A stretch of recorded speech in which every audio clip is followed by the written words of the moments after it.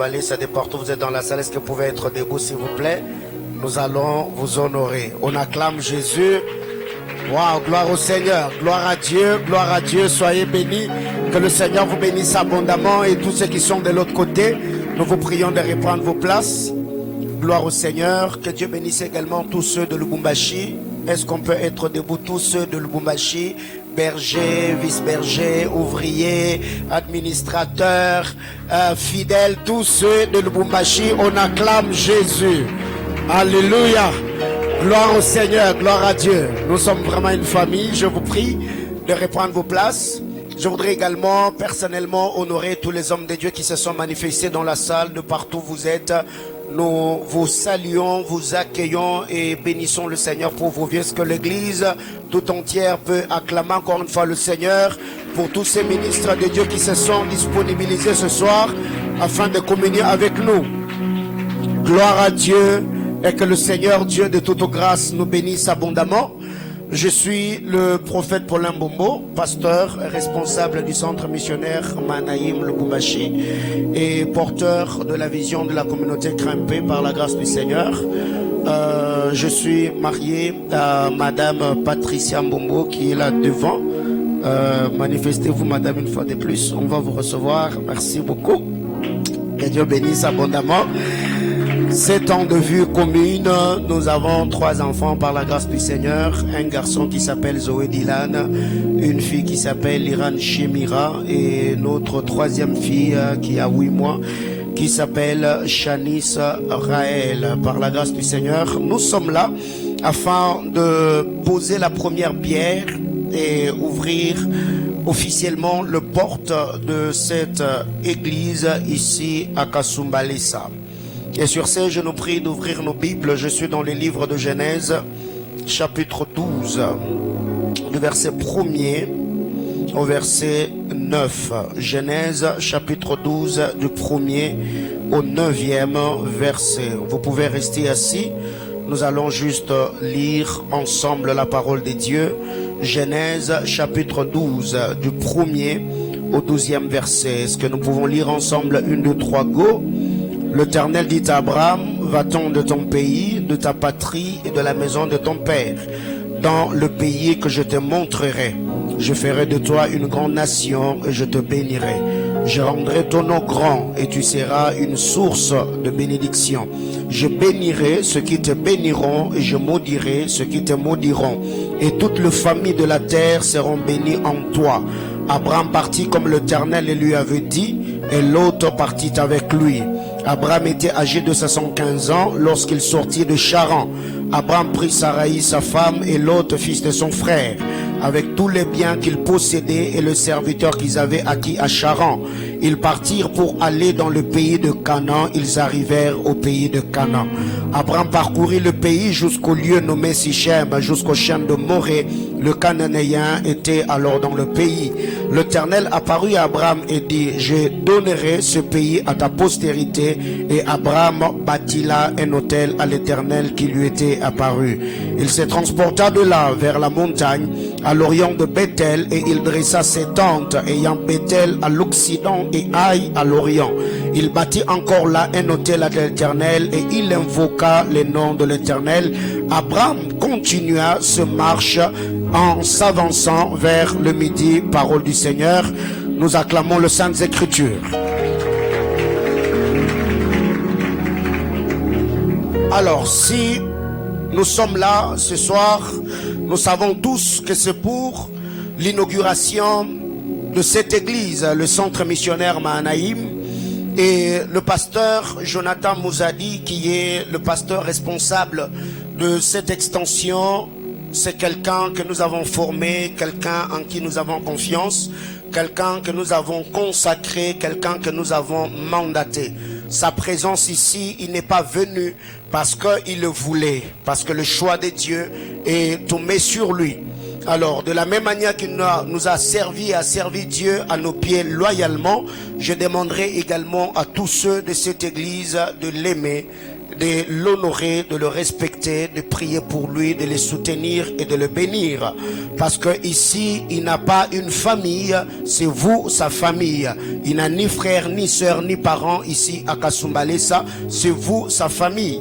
De la même manière que j'avais accepté de quitter Kinshasa pour aller à Lubumbashi, commencer l'église, c'est de la même manière qu'il a aussi accepté l'appel de Dieu. Il est venu ici. Si vous prenez soin de lui, le Seigneur vous bénira. Si vous prenez soin de lui, vous allez réjouir notre cœur. Vous allez également être bénéficiaire de la grâce et la bénédiction qui nous accompagne dans le ministère. Ce soir, je ne suis pas venu comme un prophète, mais encore comme un grand prédicateur, mais je suis venu comme un père, comme un porteur d'une vision qui va parler des choses que le Seigneur nous a dites quand il nous a demandé de commencer cette vision. De la même manière que le thème de ces assises, nous l'avons intitulé « Quand il m'est apparu, il m'a dit ». Quand le Seigneur m'est apparu, quand le Seigneur m'a demandé de commencer le centre missionnaire Manaïm, il a des paroles primitives. Il a une vision qu'il nous a donnée. Il a un message qu'il nous a donné. Il a une mission qu'il nous a confiée. Et il y a un mandat, une dotation céleste selon l'appel que le Seigneur nous a confié. En lisant la parole de Dieu, tous ceux qui ont reçu l'appel du Seigneur, ils ont reçu un mandat, une mission bien précise qu'ils devaient accomplir. Et je crois par la grâce du Seigneur, ce soir, je vais partager avec nous, dans le temps qui nous a imparti, les choses que le Seigneur nous a dites. Cela va permettre à ceux qui vont travailler dans cette commission de comprendre la vision du centre missionnaire Manaïm. Je sais que de temps en temps, votre pasteur reviendra là-dessus afin de pouvoir expliquer un bon nombre de choses de manière détaillée. Mais ce soir, je suis venu comme un Jean-Baptiste qui va annoncer les choses que le Seigneur va accomplir et réaliser parmi nous. Quand le Seigneur a appelé le Père Abraham, il y a des choses qu'il lui a dit. Quand le Seigneur est apparu à Moïse, même quand le bien-aimé Sauveur a appelé les disciples, il y avait des paroles que le Seigneur leur avait données. À l'instar de notre frère Pierre, Jésus lui dira « Suis-moi, je ferai de toi pécheur d'hommes ». Ce sont des paroles primitives qui ont permis à tous ces serviteurs de Dieu de s'attacher à l'appel, à la vocation, selon la mesure de grâce. Il y a deux visions majeures que je vais partager avec nous, des choses que le Seigneur m'a dites quand il m'a parlé, quand il m'a demandé de commencer cette vision. La première des choses, j'ai eu une vision. Dans cette vision, je me voyais au-dessus, au sommet d'une montagne, avec mon père spirituel. Il était comme en train de prier pour moi. Et après avoir prié, il avait un flambeau dans sa main. Je l'ai vu tirer un flambeau dans le flambeau qu'il avait et il m'a remis ce flambeau. En me remettant le flambeau, j'ai quitté la montagne et je devais descendre dans la vallée. Mais chose étonnante, la route que j'empruntais était vraiment ténébreuse. Il y avait vraiment d'épaisses ténèbres. Mais plus j'étais en train de m'avancer dans cette route, le feu qui était sur mon flambeau était en train de s'intensifier. Et c'est là que dans cette vision, je me rendrais compte que dans ces ténèbres-là, il y avait plusieurs personnes qui ne voyaient pas d'issue, qui ne savaient pas où aller. Et pendant que le feu était en train de s'intensifier sur le flambeau, j'ai vu toutes ces personnes-là qui étaient dans le ténèbre s'aligner derrière moi et commencer à me suivre. Pas me suivant, mais suivant le feu qui était en train de s'allumer sur le flambeau. Et ce feu-là était comme en train de nous guider, nous diriger, moi et tous ceux qui étaient derrière moi. Et je suis sorti dans la vision. La deuxième des choses, toujours, l'année, je crois, 2017 ou 2018, le Seigneur, pour la deuxième fois, se révélera à moi et j'ai eu une vision. Dans cette vision, je me voyais comme dans un désert. Derrière moi, il y avait une très grande foule. Il y avait beaucoup de gens derrière moi qui étaient comme en train de m'accompagner. Mais chose étonnante, toutes ces personnes qui étaient derrière moi étaient en tenue militaire. Mais dans la vision, j'étais le seul qui avait de galons. Dans cette vision.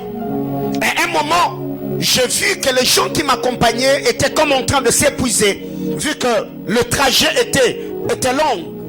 Et pendant que j'étais en train d'avancer, j'ai entendu une voix sortir du soleil. Parce que dans mes mains, j'avais comme une vieille Bible. J'ai entendu la voix sortir du soleil et cette voix-là répétera 3 fois. Presse ta Bible, presse ta Bible, presse ta Bible. Et quand j'ai commencé à presser la Bible que j'avais, j'ai vu une chute d'eau qui était en train de couler de la Bible que j'avais. Et j'ai vu toutes ces personnes qui étaient derrière moi étaient en train de boire de ce eau. La plus buvait de ce eau, ces personnes étaient comme en train de se rafraîchir et reprenaient la force. Et à un moment, la voix qui me parlait du soleil m'a parlé pour la 2e fois. Et j'ai entendu cette voix-là me dire, lève tes yeux et regarde. Quand j'ai levé mes yeux, j'ai vu devant moi, il y avait un très grand bâtiment. Et ces bâtiments-là avaient des vitres fumées comme le vitre qui est de l'autre côté. J'ai vu le soleil lancer ses rayons. Et alors que je fixais mes yeux dans le vitre qui était sur ce bâtiment, j'ai pu voir clairement et distinctement, c'était écrit Centre missionnaire Mahanaïm. Et en bas, j'ai pu voir le texte de Genèse chapitre 32, le verset 1er, le verset 2, le verset 29 et le verset 30. Et je suis sorti de la vision. Et c'est là que le Seigneur, après que j'ai vu cela, j'ai entendu la voix qui me parlait du soleil, me parlait pour la 3e fois. Et cette voix-là me dira, paie mes brebis, forme mes soldats et accomplis ta mission. Je suis sorti de la vision et j'ai commencé à prier le Seigneur pour que Dieu puisse nous orienter et nous dire ce qu'on devait faire jusqu'à ce que le temps marqué par le Seigneur était arrivé. Le Seigneur nous a demandé de déposer le tablier de l'église La Compassion que je dirigeais à Lubumbashi afin de commencer cette nouvelle vision. Alors, ce sont des choses, 2 visions parmi tant d'autres que j'ai voulu partager avec nous. La première des choses, c'est que l'église que nous dirigeons s'appelle Centre missionnaire Mahanaïm. Pourquoi parler du mot centre comme cela? Centre missionnaire Mahanaïm. Pourquoi parler du centre? En lisant la parole de Dieu dans Actes chapitre 2, du verset 5 au verset 11, nous sommes un lieu de rafraîchissement. Nous sommes un cadre spirituel qui permet aux hommes de se ressourcer, qui permet aux hommes de s'abreuver, qui permet aux hommes de venir être impactés et libérés pour embraser plusieurs vies. Ce qui fait que ces choses, nous les vivons en Lubumbashi, dans les activités que nous organisons. Ceux qui viennent prier avec nous ne sont pas seulement ceux de l'église à Mahanaïm, mais aujourd'hui il y a beaucoup de bien-aimés sur la vie de Lubumbashi venant d'autres églises qui viennent se ressourcer dans des programmes comme Bingu Iseme, dans nos cultes de la semaine et dans d'autres programmes que nous avons. Nous sommes un centre parce que nous sommes un lieu de rafraîchissement, de restauration de vie, où plusieurs qui sont abattus, accablés, stressés par des problèmes et angoissés par plusieurs difficultés viennent se ressourcer par la grâce du Seigneur. Deuxième mot, c'est missionnaire. Pourquoi centre missionnaire Mahanaïm? Marc chapitre 3, le verset 14 et le verset 15. La Bible clare, Jésus après avoir prié à la montagne, il est dit, il appela ce qu'il voulut. Ce qu'il voulut après avoir entendu l'appel, ils vinrent en lui. Il en établit 12 pour les avoir avec lui et les envoyer. Donc, nous sommes une famille de missionnaires. Ce qui fait que, à Lubumbashi, nous avons toujours dit, nous sommes des missionnaires à mission. Le Seigneur nous a donné ce mandat afin que nous soyons une armée de missionnaires qui vont aller de partout dans le monde, gagner les âmes, libérer de vie et impacter des familles par la grâce de Dieu. Et même en lisant la parole du Seigneur dans Matthieu chapitre 28, le verset 19, le Seigneur a dit, allez faire de toutes les nations des disciples, ce qui justifie le mot missionnaire que vous voyez sur la bâche. Troisièmement, le mot Mahanaïm. Je sais que le lecteur de la Bible, nous connaissons Mahanaïm. C'est l'histoire de Genèse chapitre 22. Pourquoi Mahanaïm? Parce que nous savons que nous sommes un camp de rachetés, un camp des adorateurs, un camp des hommes et de femmes influents ce que le Seigneur a racheté, sanctifié, établi, équipé pour communiquer la mentalité ou la pensée du royaume parmi leurs contemporains. C'est ce qui justifie, en lisant la parole de Dieu dans Genèse chapitre 22, nous sommes un centre missionnaire. Avant que Jacob ne rencontre le Seigneur et lutte avec Dieu, Jacob a d'abord rencontré les anges. Il a rencontré les anges, et après avoir rencontré les anges, que Jacob donna le nom à ces lieux-là, Manaïm, qui veut dire camp de Dieu. Alors pourquoi nous sommes un centre, le centre missionnaire Manaïm? Parce que le salut en soi est question de rencontre. En lisant la parole de Dieu dans Romains chapitre 10, le verset 14, vous allez vous rendre compte que le salut est question de rencontre. Il a fallu que ceux qui vivaient dans la présence de Dieu, les anges, puissent rencontrer Jacob, afin que Jacob en son tour puisse rencontrer Dieu. Alléluia. Ceux qui vivaient dans la présence de Dieu, c'est comme ici. Nous sommes un camp de missionnaires. Pour que le perdu rencontre Dieu, ils doivent d'abord nous rencontrer, nous. C'est en étant en contact avec nous qu'ils seront directement en contact avec Dieu, parce que nous sommes des tabernacles ambulants. Nous sommes des hommes et des femmes que le Seigneur a sauvés, rachetés, sanctifiés, équipés pour que nous soyons des vases communicants, afin que par nous, que plusieurs qui ne connaissent pas le Seigneur, que plusieurs qui n'ont jamais été sauvés, que plusieurs qui n'ont jamais entendu parler de l'évangile de Jésus-Christ voient la lumière du royaume luire dans leur vie. Alléluia. Alors, le mandat que Dieu nous a donné, c'est Actes chapitre 26, le verset 17 et le verset 18 que je vais lire. Actes chapitre 26, le verset 17 et le verset 18. Le Seigneur dit à Paul: je t'ai choisi du milieu de ce peuple et du milieu de païens vers qui je t'envoie, avec comme mission, afin que tu leur ouvres les yeux, pour qu'ils passent de ténèbres à la lumière, de la puissance de Satan à Dieu, pour qu'ils reçoivent par la foi en moi le pardon de péché et l'héritage avec le sanctifié. Ça, c'est ce que nous avons comme mandat.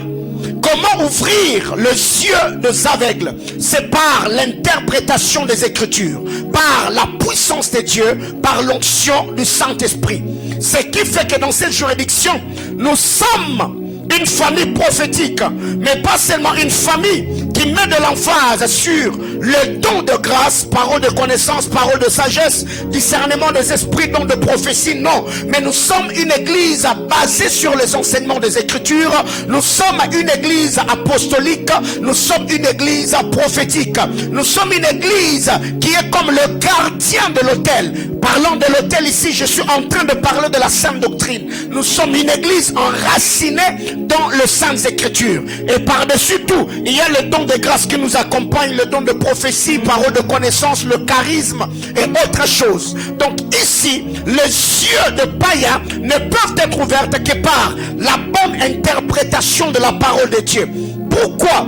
Parce que si leurs yeux ne s'ouvrent pas, ils vont demeurer dans le ténèbre. Ils ne passeront pas de ténèbres à la lumière, de la puissance de Satan à celle de Dieu, afin de recevoir par la foi en moi le pardon de péché et l'héritage avec le sanctifié. C'est le mandat que Dieu nous a donné dans cette commission. Nous sommes appelés pour ouvrir les yeux des hommes, afin que ces derniers quittent le ténèbre pour l'admirable lumière, quittent la puissance de Satan, où Satan domine, Satan maltraite des vies, des destinées désorientées, afin de recevoir par la foi, pas en moi, en Christ Jésus, le pardon de péché et l'héritage avec le sanctifié. Le centre missionnaire Manaïm, parlons déjà de ces mandats, cela est lié à la mission ou aux paroles primitives que le Seigneur m'a données dans la vision que je venais de vous raconter. Paie mes brebis, forme mes soldats et accomplis ta mission. Qu'est-ce que nous prêchons dans la communauté Crampé? C'est que Dieu nous a donné comme message. Cela est tiré dans le livre de 2 Thessaloniciens chapitre 2 le verset 13. Je paraphrase: nous prêchons la foi et la sanctification. Nous prêchons la foi et la sanctification. Ce qui fait que chez nous, il y a des cultes où on parle de la crainte de Dieu, comme le culte de ce matin. C'est le premier dimanche du mois. Nous avons parlé sur la crainte de Dieu. Et il y a des cultes où nous venons, nous donnons des messages de foi, un message d'encouragement, un message de motivation, parce que nous croyons, au-delà de ce que nous avons comme alliance, intimité avec le Seigneur, Dieu nous a appelés pour que nous puissions le servir sur la terre des hommes et que nous puissions avoir une vie au standard élevé. J'attends quelqu'un me dire Amen. Nous prêchons des messages. Un message, le message de la foi, un message qui a deux volets, la foi et la sanctification. Sûrement depuis que quelqu'un est entré ici, il s'est posé la question, ces logos, ça veut dire quoi? Il y a l'aigle qui est blanc, l'aigle est comme en train de cracher le feu, il y a le globe terrestre. Qu'est-ce que cela veut dire, ce logo? J'explique. Le logo que vous voyez, il y a l'aigle. L'aigle que vous voyez, cet aigle est blanc, mais ce n'est pas n'importe quel aigle. Cet aigle est royal. C'est l'aigle royal. Pourquoi nous avons choisi l'aigle royal sur le logo de l'église? Parce qu'en 2010, le Seigneur m'était apparu pour la première fois. C'était le 18 février, j'étais à Mangué-Nyenge dans un programme de 7 jours de prière. Le Seigneur, quand il m'est apparu, il m'a dit que dans mon parcours ministériel, je serai le père de rois et de sacrificateurs. Donc, dès par ma vie et mon ministère, j'engendrerai des hommes influents dans tous les domaines de la vie, mais beaucoup plus ceux qui vont beaucoup servir Dieu dans le domaine politique. Ce qui fait que le Seigneur m'a dit, je serai un prophète attaché à la cour royale. C'est pour cette raison qu'à l'université, mon épouse est là, je fais les relations internationales, parce que le Seigneur, mais parlant de ces choses, je me suis dit, je dois être équipé. Au-delà de faire la théologie, au-delà de lire des livres chrétiens, je dois faire des études qui vont me permettre à bien orienter, à bien conseiller ces personnes-là qui seront élevées par le Seigneur afin de bien les équiper. C'est pourquoi cet aigle est royal. Deuxième des choses, au-delà que l'aigle soit royal, cet aigle est blanc. Parce que l'aigle représente également le ministère prophétique que nous portons. Je suis prophète de ministère, je ne suis pas un prophète de don, je suis un prophète de ministère. Je suis enseignant de la parole de Dieu, appelé pour le perfectionnement de saints. Mais cet aigle est blanc parce que c'est notre nature. La Bible déclare, je suis saint, soyez comment? Soyez saints.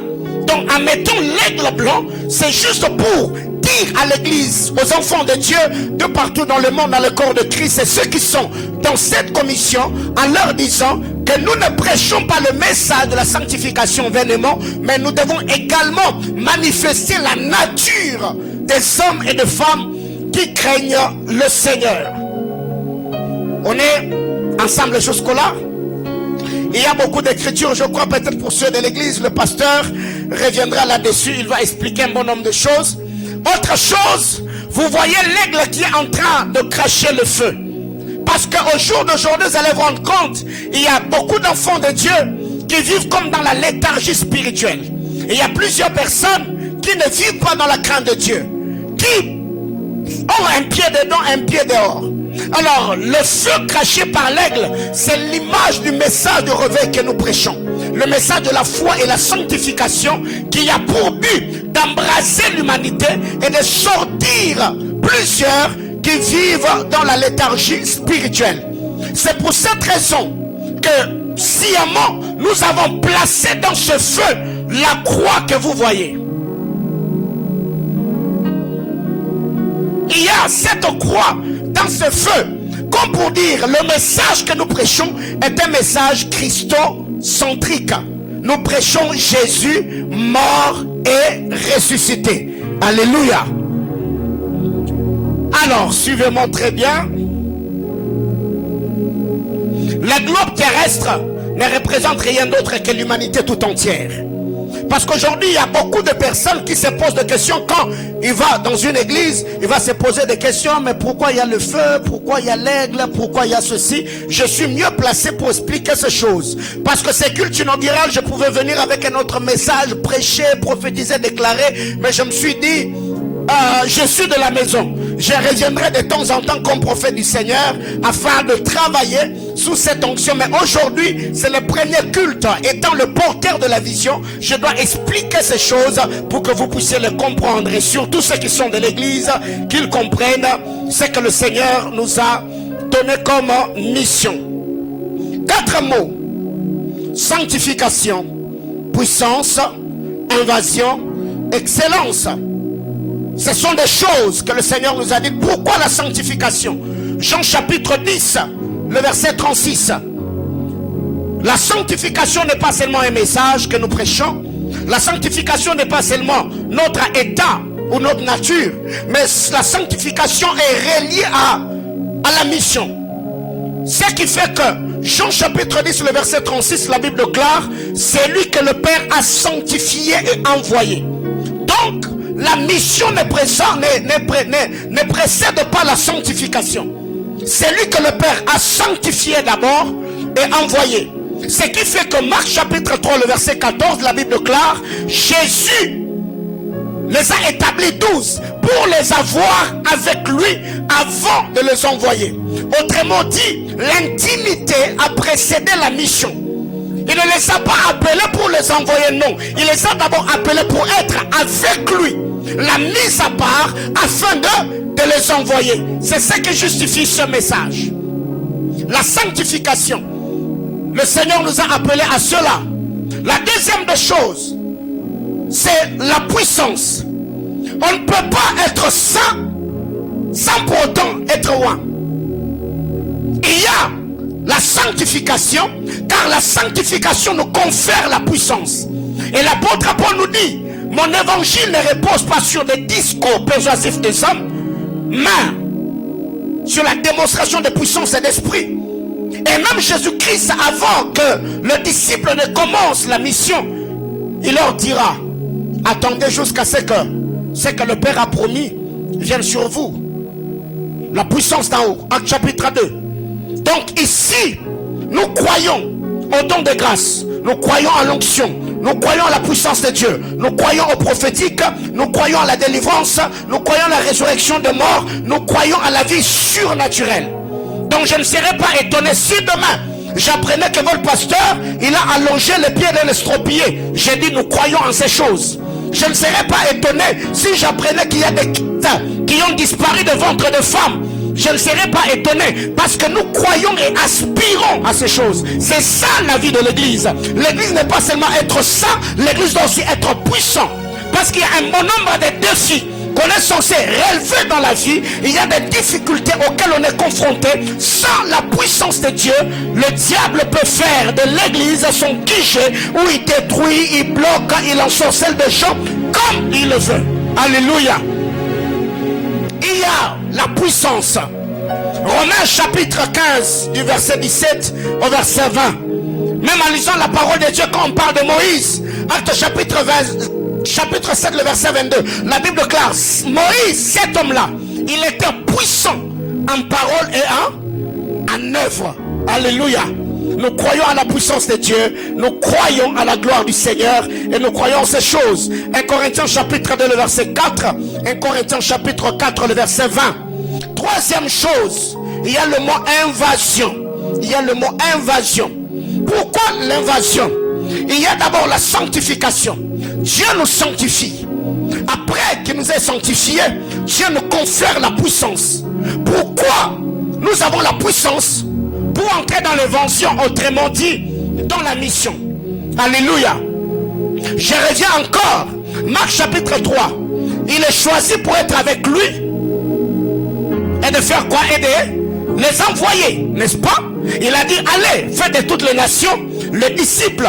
Et même quand vous lisez la parole du Seigneur, vous allez vous rendre compte, dans Acte chapitre 17 le verset 6, la partie B, la Bible est en train de dire: les hommes qui ont bouleversé le monde sont venus jusqu'à nous. C'est que c'était des hommes qui envahissaient. Nous l'avons vu avec le frère Moïse.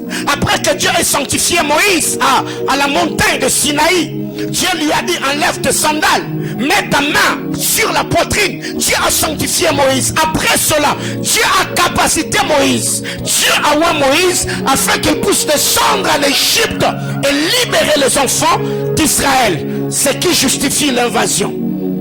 On ne peut pas envahir sans la puissance. On ne peut pas avoir la puissance sans la crainte de Dieu. Alléluia. Dernière chose, c'est l'excellence. Et comme je dis déjà, ça sent déjà l'excellence ici, n'est-ce pas? Ça sent l'excellence. Quand vous lisez la parole de Dieu, dans Jacques chapitre 1er, le verset 17. Jacques chapitre 1er, le verset 17, la Bible déclare, tout don parfait et toute grâce excellente vient d'où? D'en haut. Tout don parfait et toute grâce excellente vient d'en haut. Autrement dit, tout ce qui vient d'en haut demande ou exige deux choses: la perfection et l'excellence. Alléluia. Bien aimé dans le Seigneur, en plein 21e siècle, on ne peut pas vouloir gagner des hommes éloquents, des hommes qui ont un certain niveau, si on ne lève pas le standing. Je prends un exemple. Il y a des gens qu'on ne gagnera jamais ici à Kasumbalesa aussi longtemps que nos églises. Nous prions comme nous sommes en train de prier.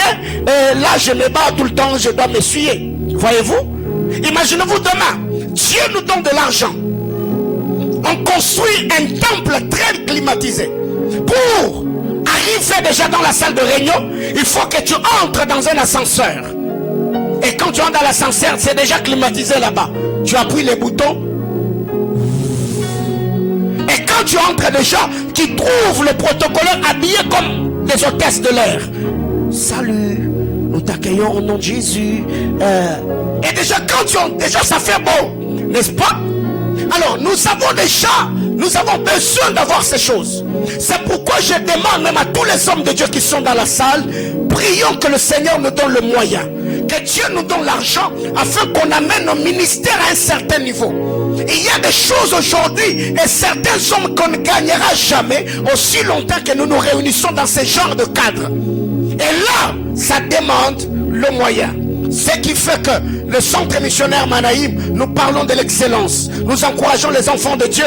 Au-delà de prier, nous devons travailler. Au-delà de prier, nous devons étudier. Ce n'est pas un péché que de parler un bon français. Ce n'est pas un péché que d'être intelligent. Ce n'est pas un péché que d'avoir une vue au standard de Dieu. Ce n'est pas un péché. Dis à ton voisin, ce n'est pas un péché. Alors, rapidement, nous avons cet objectif. Cet objectif que nous poursuivons dans cette commission. Premier objectif, c'est préparer les enfants de Dieu à la rencontre de Christ dont la venue est imminente. Préparer les enfants de Dieu à la rencontre de Jésus-Christ dont la venue est imminente. Par le message de l'évangile, par le message de la foi et de la sanctification. Nous préparons les enfants de Dieu à la rencontre de Christ. Apocalypse chapitre 3, le verset 7, le verset 11, le verset 12, le verset 20 et le verset 22. Deuxième mission, c'est parfaire le saint par le message de la foi et de la sanctification. Deuxième mission, ou deuxième objectif, nous prêchons la parole de la foi, nous prêchons la sanctification pour parfaire le saint. Ephésiens chapitre 4, le verset 11 et le verset 12. Troisième objectif, amener les enfants de Dieu à la stature parfaite et à la connaissance de Christ. Troisième objectif, amener les enfants de Dieu à la stature parfaite et à la connaissance de Jésus-Christ. Ephésiens chapitre 4, le verset 13. Quatrième objectif, gagner les âmes pour le Christ. Gagner les âmes. Former les missionnaires. Gagner les âmes. Luc chapitre 9, le verset 56. Actes chapitre 2, le verset 41. Cinquième objectif, former ceux qui sont gagnés pour la mission. Former ceux qui sont gagnés pour la mission. Jean chapitre 20, le verset 21. Car le problème aujourd'hui dans nos églises, quand nous gagnons les âmes qui sont gagnées, ils viennent à l'église que pour leur délivrance, que pour leur mariage, que pour leur travail, que pour leur bonheur, que pour leur bien-être. Mais nous n'avons plus cette façon de faire où ceux qui sont gagnés, automatiquement gagnés, nous les formons, nous les équipons, Dieu leur envoie par son esprit et nous les relâchons encore pour qu'eux à leur tour gagnent d'autres âmes, ainsi de suite. C'est le secret des hommes et des femmes qui ont bâti de très grandes communautés de partout dans le monde. Sixième chose, former une nouvelle classe d'adorateurs qui travaillent ou doivent travailler pour les intérêts du royaume. C'est qu'ici, nous brisons l'égoïsme dans le cœur de chrétiens, où tout ne tourne que tout autour de nous. Mon mariage, mon voyage. Et cette personne qui est venue à l'église, étant pauvre, étant étudiant, étant célibataire, l'homme de Dieu a prêché, il lui a enseigné la parole, Dieu l'a béni, de par l'onction et les paroles de grâce libérées sur sa vie.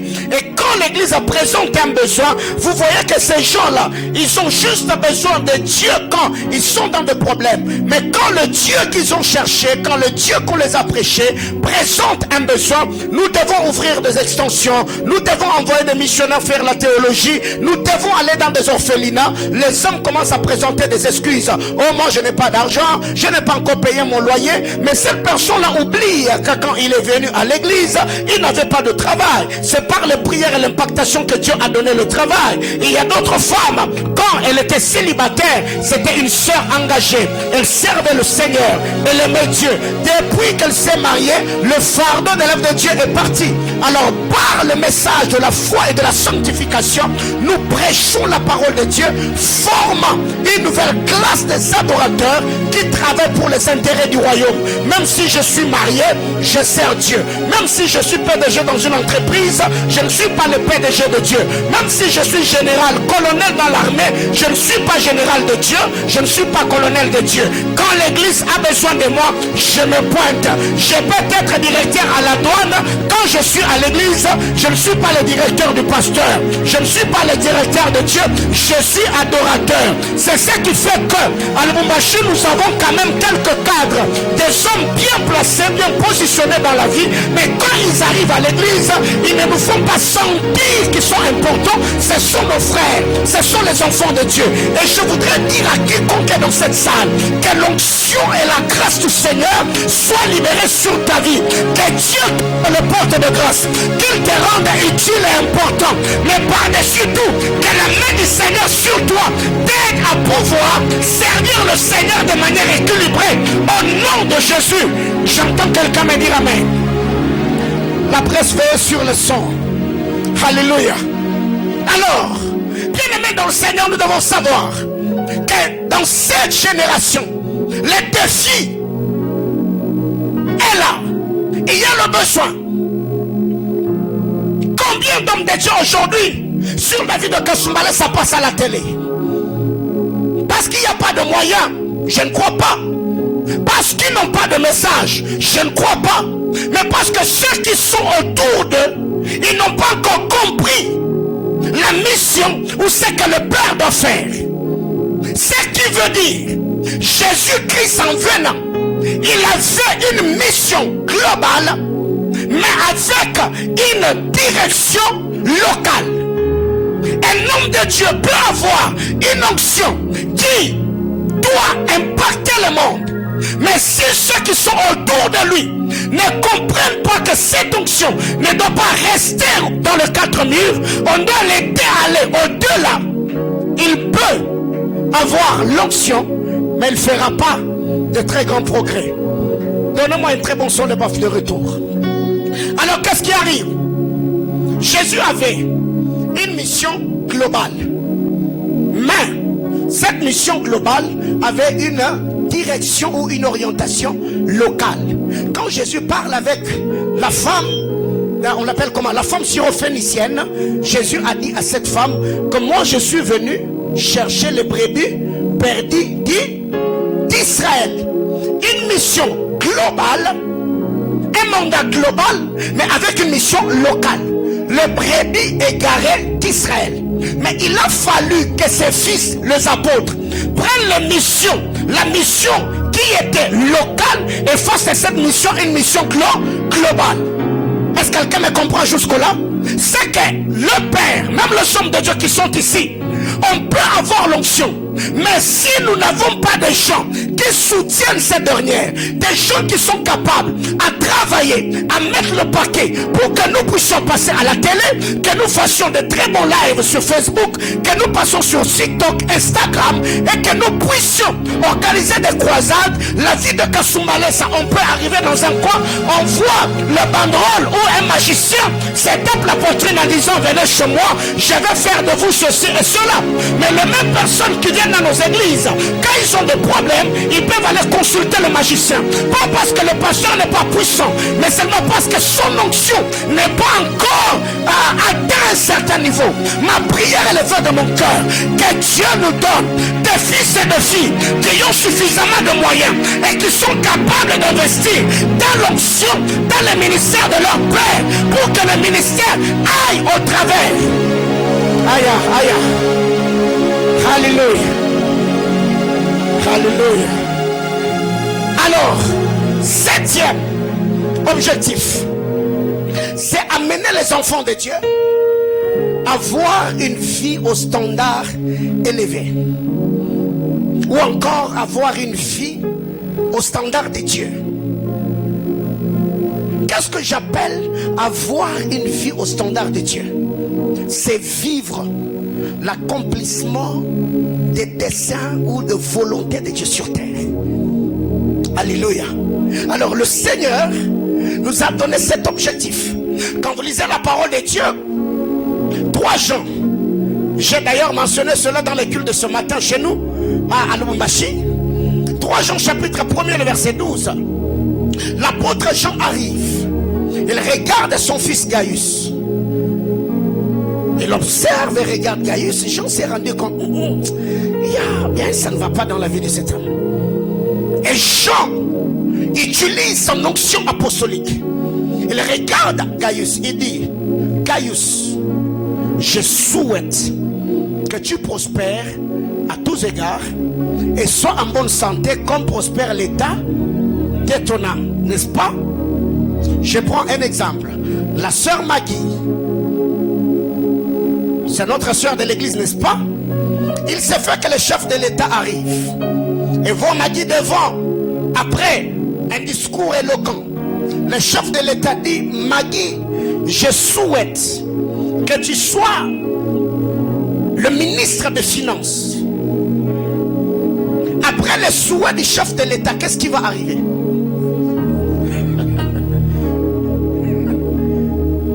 Est-ce que quelqu'un m'a compris jusque-là? Ok. Je reviens, je dis au berger Daniel, je souhaite qu'il devienne le ministre des hydrocarbures. Pendant que le chef de l'État est en train de parler, le secrétaire du cabinet du chef de l'État, un temps après, il y aura ordonnance. On vous dira que la sœur Maggie, par ordonnance elle est devenue. Pourquoi? Parce que c'est le souhait du chef de l'État. Or, le souhait d'une autorité n'est pas un souhait, mais c'est un ordre.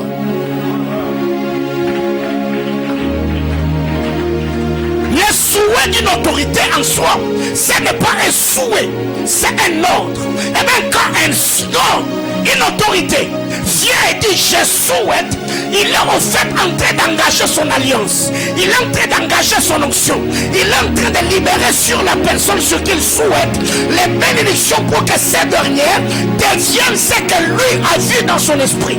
C'est ainsi que quand je regarde Gaius, il se rend compte que cet homme sur le plan spirituel, Gaius est béni, mais matériellement et physiquement Gaius a un problème. Alors Jean s'élève, il dit je souhaite que tu prospères à tous égards. 1, 2, que tu sois en bonne santé. Mais les choses que j'ai souhaité sur toi, il faut que tu le deviennes conformément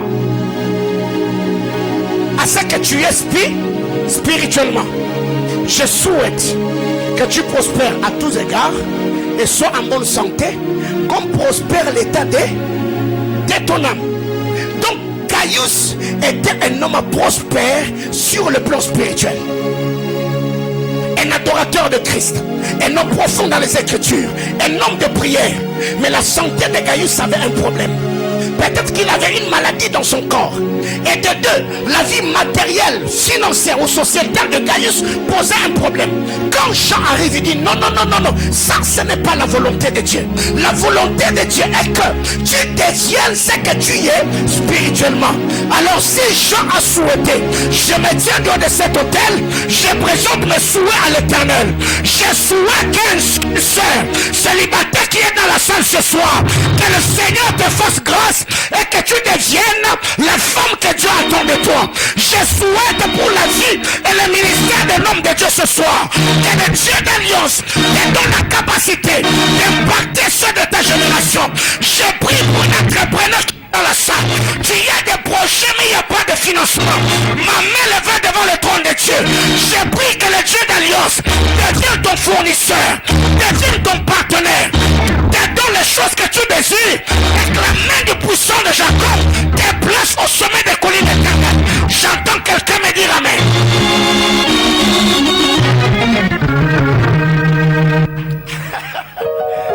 Oh my God, oh my God. Je sens que dans quelques minutes qui me restent, je voudrais prêcher ici. Alléluia. Amen, amen. Je disais alléluia. Bien-aimés frères, il y a une vérité importante que nous devons comprendre. Quand Jean regarde Gaius, il s'est rendu compte que la vie que Gaius avait, cette vie-là n'était pas conforme au plan de Dieu. Combien de gens aujourd'hui, sur eux planent les glorieuses et merveilleuses promesses de Dieu? Combien de gens aujourd'hui, quand ils regardent les promesses que Dieu leur a faites et regardent la vie qu'ils ont, c'est paradoxal et contradictoire. Ce qui fait que beaucoup de gens s'inquiètent, ce qui fait que beaucoup de gens se lamentent. Et voyons même aujourd'hui, il y a des gens qui vont d'église en église, de ministère en ministère, d'onction en onction. Pourquoi? Parce que l'homme est à la quête d'une chose, le placer au sommet des collines éternelles. Bien-aimé dans le Seigneur, je voudrais ce soir présenter ma demande devant le trône de Dieu. Que le Dieu d'Alliance, dans cette ville de Kasumbalesa qui est une ville commerciale, que le Seigneur Dieu de grâce fasse avec toi ce qu'il a fait avec Isaac. Oh my God, oh my God. En lisant la parole de Dieu, la Bible déclare, Dieu quand il est passé chez Abraham, il a mangé chez Abraham, et après avoir mangé, Dieu a dit à Abraham, l'année prochaine, à la même époque, je passerai par ici. Sarah, ta femme, aura un enfant. Bien-aimé dans le Seigneur, c'est la dispensation du Père Abraham. C'est la dispensation où quand Dieu parle maintenant, il réalise l'année prochaine. La dispensation du fils d'Isaac, ce n'est pas celle du Père Abraham. La Bible déclare, Genèse chapitre 26, Isaac s'aima cette année-là. Il recueillit, oh my God, je disais Isaac, aïe aïe aïe aïe aïe aïe. Est-ce que je peux prêcher comme je le sens? La Bible déclare, cette année-là, Isaac a semé, il a recueilli le centuple. J'étais en train de dire à quelqu'un, il y a des choses que tu as fait en 2022, ça n'attendant pas que 2023, que tu puisses le recevoir. Par la grâce de Dieu, la semence que tu as mis sous terre, si même la terre était une terre qui sabote les semences, une terre qui sabote le sacrifice, une terre qui sabote les efforts, je voudrais dire à quelqu'un qui me prier devant le trône de Dieu, c'est-à-dire l'ingrédient chimique qui, aïe aïe aïe aïe aïe, qui va faire germer ta semence. Je voudrais dire à quelqu'un ici, la grâce et la faveur de Dieu te prendra de ce bas où tu es et te placera au sommet des collines éternelles. Quelqu'un me dit amen.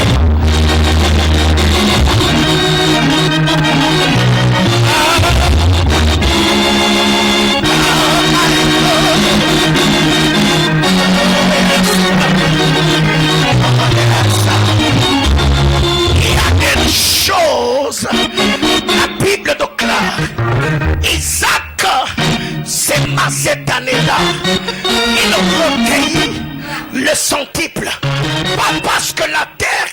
favorable.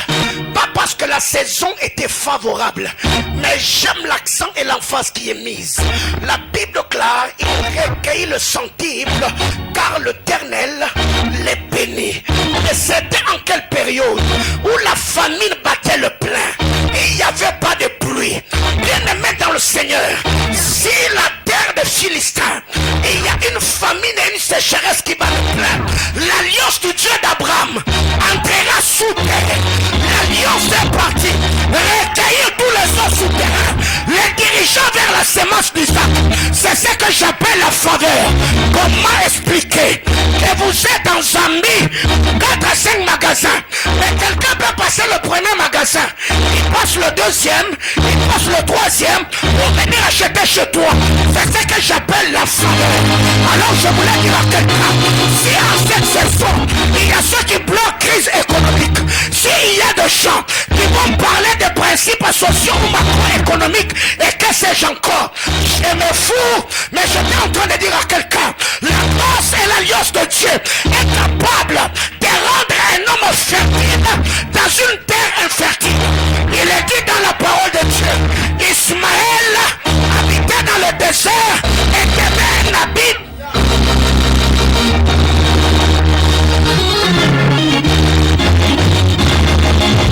Bien-aimé, tout cela se passe par une loi qui est activée. C'est ce que j'appelle la loi de l'obéissance. C'est ainsi que quand vous allez dans Genèse chapitre 22, je suis à la montagne de Morija. De l'autre côté, il y a un père qu'on appelle Abraham. Dieu lui a dit, prends ton fils, monte avec lui à la montagne et tu vas me l'offrir. Abraham s'élève. Vous savez quoi? Abraham était dans la face A de la montagne, Dieu était dans la face B de la montagne. Alors qu'Abraham montait avec Isaac, de l'autre côté, Dieu montait avec le bélier. Parce que le bélier, ce sont des bêtes qui ne vivent pas au sommet des montagnes, les béliers vivent dans la savane. C'est que quand Abraham montait dans l'obéissance, Dieu montait aussi dans la grâce. Quand Abraham montait, ce qui fait que à la montagne de Morija, il y avait 2 sacrificateurs et 2 sacrifices. Dieu était sacrificateur avec son bélier, Abraham était sacrificateur avec... Bien-aimé frère, je voulais dire à quelqu'un, Isaac n'a yo koufate. Je disais Isaac n'a yo koufate. Parce que tu as obéi à Dieu, parce que tu as cru à la parole de Dieu. Isaac n'a yo son vivant, mais il y a ton âme. Je lève ma main de cet hôtel et je demande à Dieu dans la vie de quelqu'un que le Seigneur Dieu de toute grâce marche avec toi pas à pas et qu'il te donne des choses que tu n'aurais jamais rêvé, même dans les rêves les plus fous avant à cette saison. J'entends quelqu'un me dire amen. Bien-aimé, ce que j'aime dans la manière de faire de Dieu, c'est que la Bible déclare, en lisant la parole du Seigneur, il est dit, Léa, elle n'était pas aimée. L'Éternel, quand il regarde Léa, la Bible déclare, Dieu vit que Léa n'était pas aimée. Elle l'a rendu féconde. Ce qui fait que Léa qui n'était pas aimée, Dieu l'a fait grâce d'aller dans une saison de encore. Dis avec moi encore. La Bible déclare, Léa enfanta encore. Elle tomba enceinte et enfanta. Ma prière, elle est faite de mon cœur, et que les gens qui ont pensé que tu étais foutron, les gens qui ont pensé que tu étais galérien, les gens qui ont pensé qu'avec ton onction tu ne feras rien sur la vie, que Dieu les surprenne et te mette dans la saison des... On apprendra qu'il a voyagé encore, il a ouvert encore une... Encore. Dans leur famille, ils se sont mariés. Il a encore un...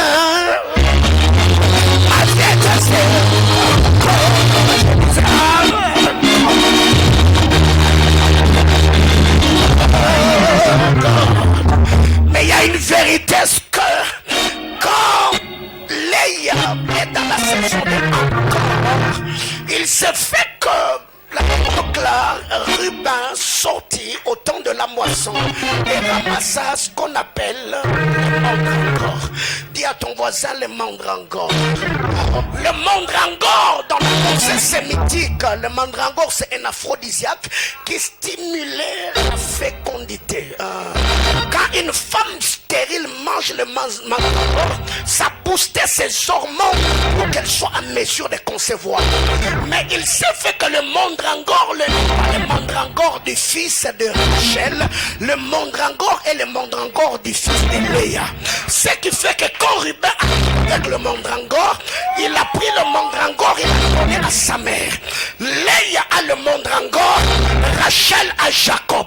Parce que cette nuit-là, Jacob devait passer une nuit chez Rachel. Mais il s'est fait que Rachel qui a Jacob, Rachel est fertile. Même si Jacob passait une nuit chez elle, Rachel ne peut pas concevoir. Mais ce qui doit booster les hormones de Rachel se trouve dans les mains de Léa. Alors qu'est-ce qu'on fait? On échange. Léa dit à Rachel, tu m'as pris mon mari. Fais-tu encore me prendre le mandrangore de mon fils? Alors Rachel comprend. Elle s'est dit, même si je prenais Jacob, je ne serais pas en mesure de mettre au monde. Alors donne-moi le mandrangore, que ça puisse booster mes hormones. Et cette nuit, je te donne.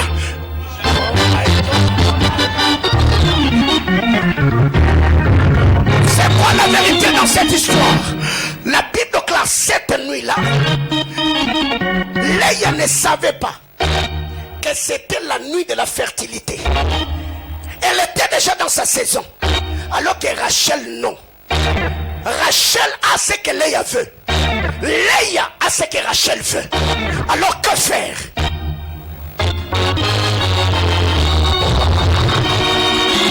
Toi, cette nuit, si tu passes nuit avec Jacob, tu tombes enceinte. Et si tu me donnes le mandrangore, je deviens la prochaine sur la liste pour mettre au monde. Alors, je refuse de passer le temps. Égoïsme Mbadinamo.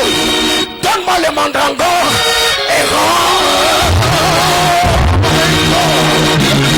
ce que j'aime, c'est ce que Dieu a dit au Père Abraham. C'est lui qui te bénira. C'est lui qui te maudira. Tu sais pourquoi je prêche comme je prêche? Parce que tu es de la postérité d'Abraham. C'est lui qui te bénit et bénit. Oh my God. Je voulais bénir le Dieu d'alliance, le Dieu de tes sacrifices, le Dieu de ton intimité, le Dieu de ton parcours, que le Dieu de ton histoire, le Dieu de tes larmes et le Dieu de tes montagnes puisse en cette saison t'éprouver de sa fidélité et qu'il te bénisse au-delà de tes attentes. Au nom puissant de...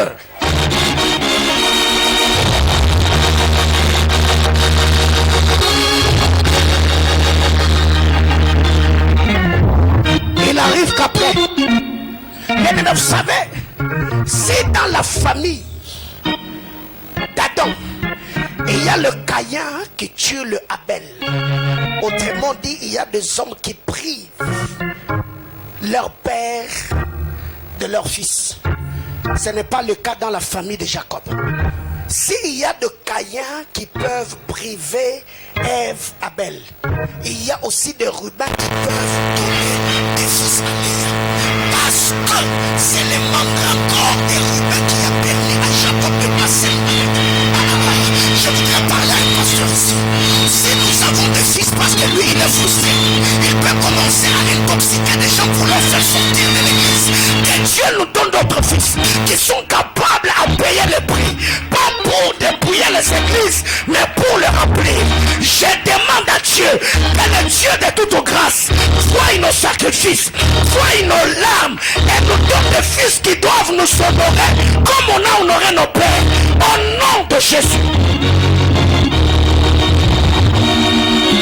Il arrive que Rachel met au monde son premier fils. Et quand elle regarde l'enfant, elle dit, toi, tu t'appelleras Joseph. Et en donnant le nom de Joseph au garçon, elle a formulé une prière prophétique en disant que Dieu m'ajoute un autre fils. Alors que le nom de Joseph a deux sources. Il y a Josepha et Il y a Youssouf.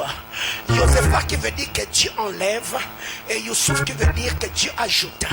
Autrement dit, Rachel dans la prière, elle a demandé à Dieu des signes d'opération. Les ajouts et les enlever. Ok. Donc quand elle reçoit Joseph, elle dit que Dieu enlève et que Dieu ajoute. Ce qui fait que quand vous allez dans la vie du Père Adam, il n'y a pas ajout s'il n'y a pas enlevé. Il a fallu que Dieu enlève une côte pour qu'il ajoute Ève. C'est pourquoi quand vous écoutez le prophète Siméon parler, Siméon est béni par Jésus sans activer le dessin, les ajouts et les enlevés. Il regarde Marie et dit, cet enfant est appelé à amener la chute et le relèvement. J'étais en train de dire à quelqu'un que cette saison pour toi soit la saison des ajouts et dans l'âme. Que Dieu enlève la maladie, qu'il ajoute la guérison. Que Dieu enlève la pauvreté et ajoute la richesse. Que Dieu enlève la honte, qu'il ajoute la joie. J'ai béni quelqu'un dans cette maison d'alliance. Que le Dieu d'Israël te regarde avec les yeux bienveillants et t'accorde sa grâce. Au nom de Jésus.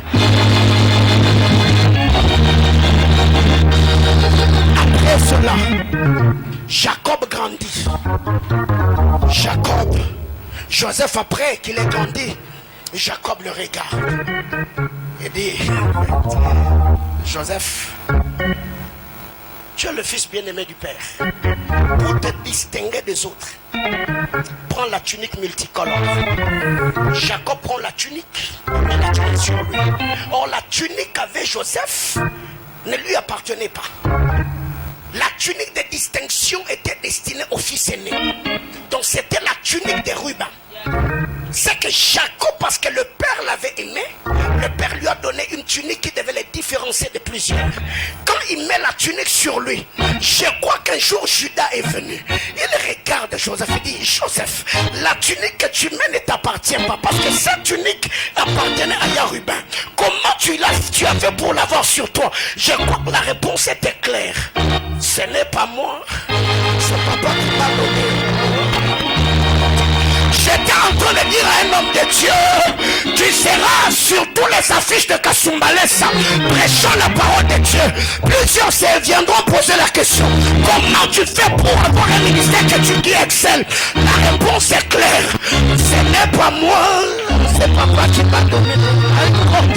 Mais il y a quelqu'un ici, dans ta famille, depuis que ta famille est famille, il n'y a jamais de mariage religieux. Quelqu'un verra ton mariage être célébré en robe blanche. On viendra te poser la question, toi comment tu as fait? Parce que dans notre famille, des campagnes et des vacances, les gens ne se marient pas comme ça. Toi comment tu... Oh my God, ce n'est pas moi. Mes frères, si la grâce s'explique, si la grâce se justifie, ce n'est plus la grâce. Alors comme Dieu m'a fait grâce, la réponse est claire. Comment tu as fait pour devenir licencié dans ta famille? M'a dit, ce n'est pas moi, c'est papa qui m'a donné. Je voudrais dire à quelqu'un ici, quand Dieu fera, ne te justifie pas. Ne dis pas parce que la loi agronomique, mathématico-scientifique, non, c'est même pas moi.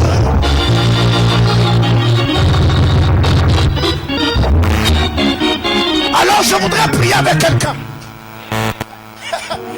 Oh my God, dis à ton voisin, on va prier un moment.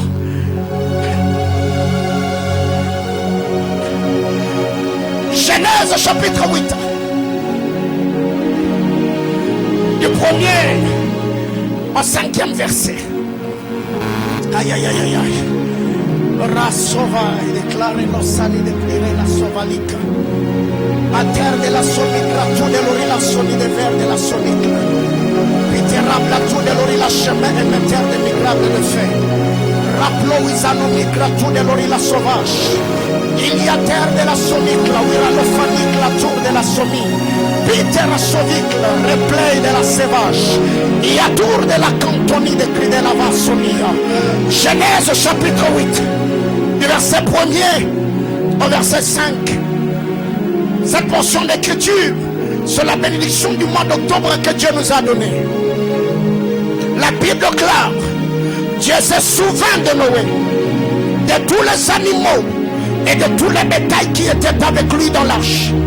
Et Dieu fit passer un vent sur la terre et les eaux s'apaisaient. Bien-aimés frères, j'élève ma main et demande au Seigneur que Dieu fasse passer un vent dans ta vie, qu'il fasse passer un vent dans ton ministère, qu'il fasse passer un vent dans ta famille, qu'il fasse passer un vent dans le projet que tu fais, l'église ou le ministère que tu diriges. Que Dieu fasse passer un vent et que les eaux de ta vie s'apaisent. Je parle le problème, je parle le tourbillon, je parle aux difficultés, je parle aux réalités qui t'accablent. Qu'un vent de Dieu passe dans ta vie et que tous les eaux puissent s'apaiser. Les sources de l'abîme et les églises des cieux furent fermées et la pluie ne tomba plus. Je parle à l'abîme, je parle aux églises des cieux. Église des cieux, ferme-toi. Je donne de l'ordre aux portes de ta vie, aux portes de ta destinée, aux portes spirituelles qui s'étaient ouvertes dans ta vie, par lesquelles le problème t'atteignait. Porte, église des cieux, par le mandat et l'autorité de Christ, je vous demande de vous fermer. Aïe, est-ce que quelqu'un peut-il prier le Seigneur? Je sens que je dois m'arrêter là. Est-ce que tu peux parler à Dieu? Est-ce que tu peux lever ta voix? Est-ce que tu peux chercher le Seigneur? Élève ta voix, parle à Dieu. Prie le Seigneur. Dis à Dieu: Seigneur, fais-moi du bien. Seigneur, visite-moi. Seigneur, bénis-moi. Seigneur, capacite-moi. Seigneur, fais-moi grâce. Je vais avoir une vie au standard élevé. Parle à Dieu. Prie le Seigneur. Parle à Dieu. Demande à Dieu de te visiter. Demande que le Seigneur te fasse grâce. Que Dieu te fasse du bien. Yes.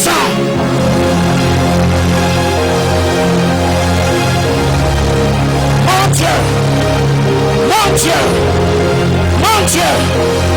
Mon Dieu. Quelle option de la prière dans la salle. Élève ta voix, parle à Dieu. Dis à Dieu: Seigneur, j'ai besoin de toi. Seigneur, aïe. Rabla satana baya.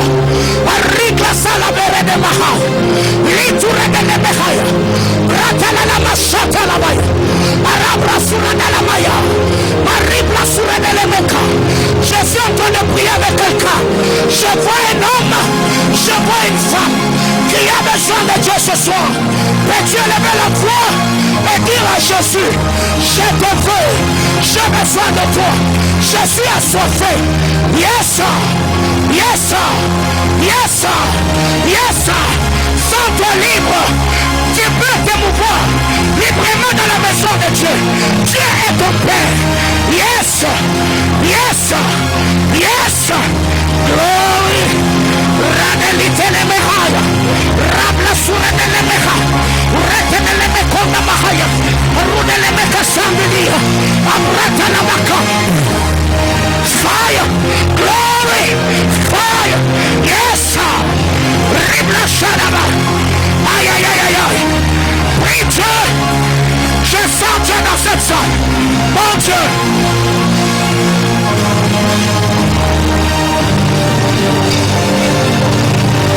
Je sens Dieu ici. Aïe. Allez, la marche. Allez, la makasuta. Uratanamia vache. Il y a des sobradia. Aïe. Renforcement de capacité.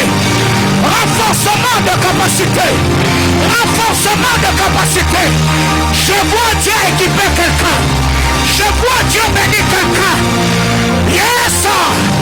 Dieu te donne la capacité d'influencer la ville.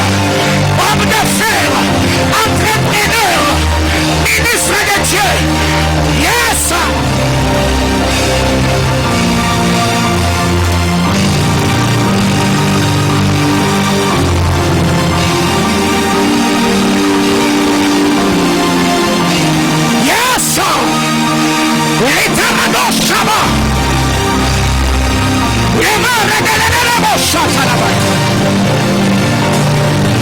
Mon Dieu.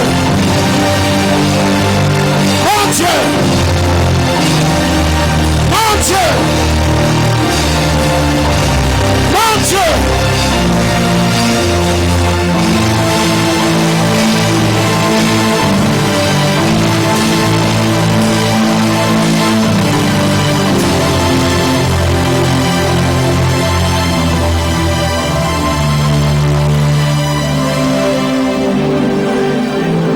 Yes.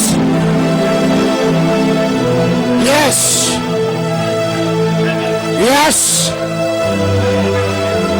Yes. Yes, sir. Yes, sir. Alados. Ayadushka terapli suradia teva. Il y a une onction financière dans la salle. Il y a l'onction de la prospérité dans la salle.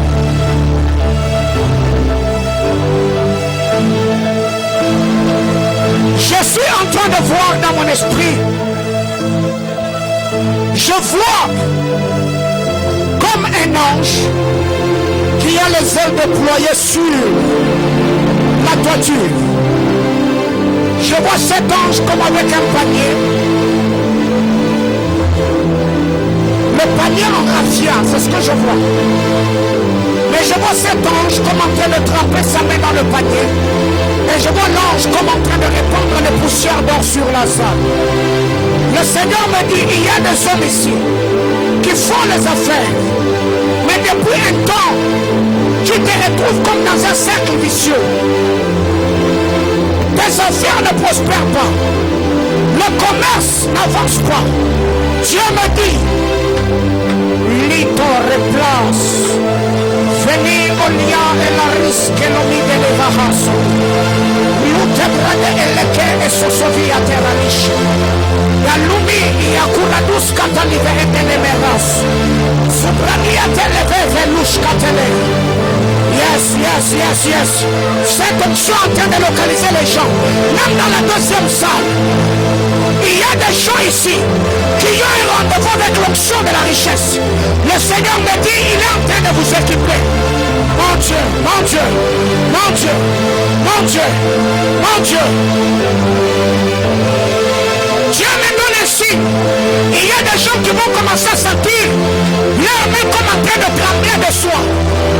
Oui, oui, oui.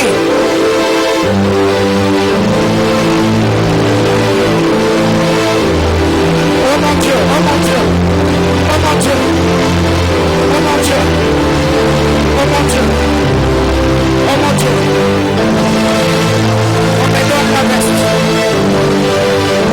la brèche.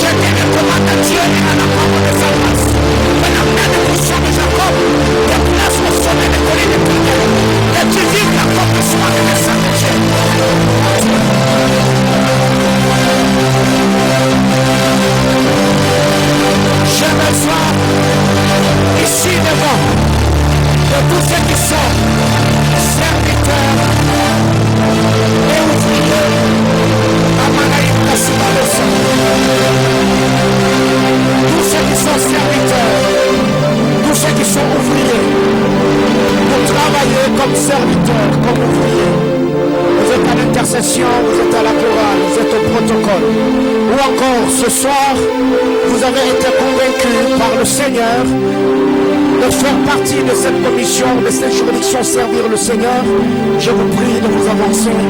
Je vais prier pour vous et vous recommander à la grâce de Dieu.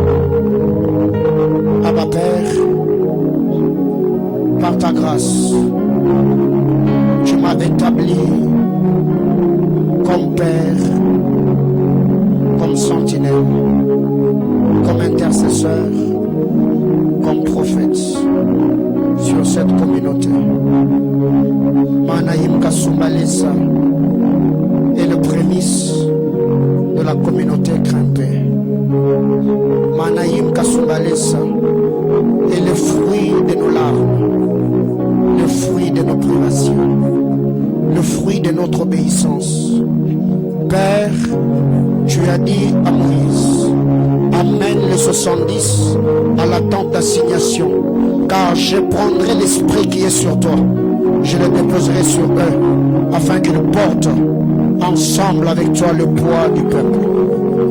Père, je prie pour ces hommes, je prie pour ces femmes, ceux qui travaillent déjà, ou ceux qui ont répondu à l'appel ce matin. Seigneur éternel, Dieu de gloire, pour te servir.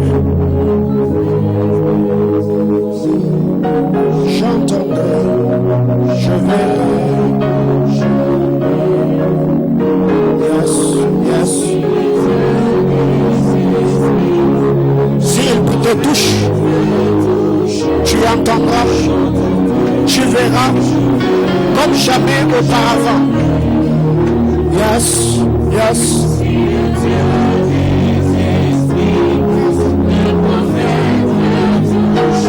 Qu'est-ce qui va se passer? Pouvez-vous vous tenir le main? Tenez-vous le main. Il y a quelque chose de très fort qui va se passer ici. La main de Dieu va se passer sur vous avec violence.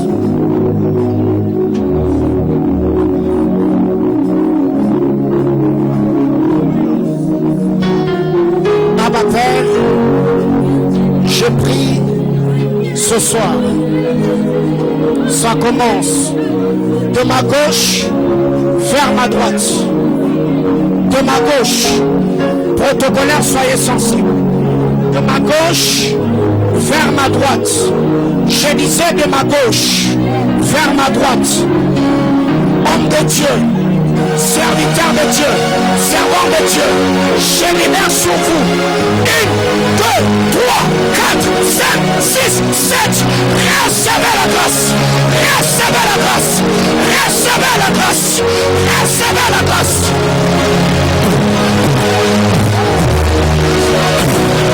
Fire, fire, yes, fire, yeah, fire, fire, fire, fire.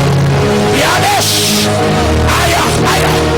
Je prie, fire, fire, fire. Receive the power, fire, fire. Yes, fire.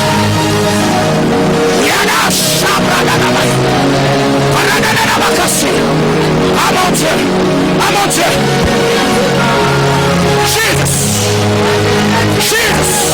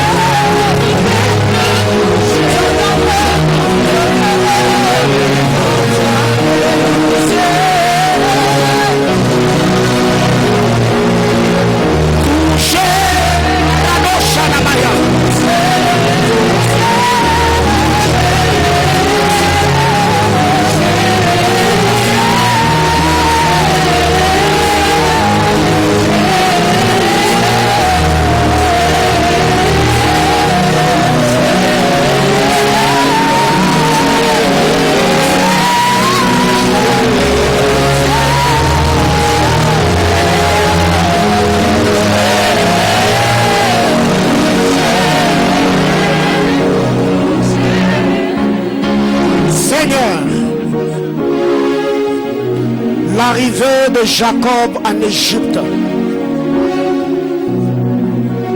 était l'affermissement du trône de Joseph. L'arrivée de Jacob en Égypte était le renforcement spirituel de Joseph. Abba, tu as permis que je puisse annoncer ta parole dehors de cet hôtel. Tu as accepté qu'en ce jour, je puisse transpirer dehors de cet hôtel. Tu as permis qu'en ce jour, je puisse pour la première fois prêcher dans ce qu'on appelle l'extension de Manaïm. À ma Père, le Dieu qui m'est apparu, Jésus-Christ est le Dieu que je sers. Adonai, je prie que là où, Seigneur éternel, j'ai pleuré, que Jonathan ne pleure pas. Seigneur éternel, là où j'étais bloqué, Seigneur, qui prenne les ailes du grand aigle, qui ne fasse pas au Dieu face aux réalités